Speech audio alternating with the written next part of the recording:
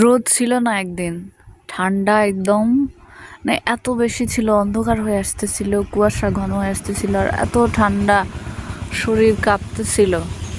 কালকে একটু বাইরে গেছিলাম কাজের জন্য, ও একদম যে হারে বাতাস লাগছে, অনেক কিছু পরে গেছিলাম, সোয়েটার পরে গেছিলাম, মোজা জুতা সব কিছু পরে গেছিলাম, তারপরেও যে এত শীত লাগছে, আসার পর আমি লেপের মধ্যে ঢুকে আসি, তারপরে শরীর কাঁপতেছিল।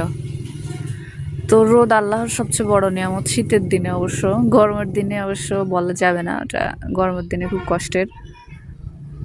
ছাদে আসছিলাম রোদ খাওয়ার জন্য, রোদে তো ভিটামিন ডি আছে সেই জন্য। আর এখানে দেখতে পাচ্ছেন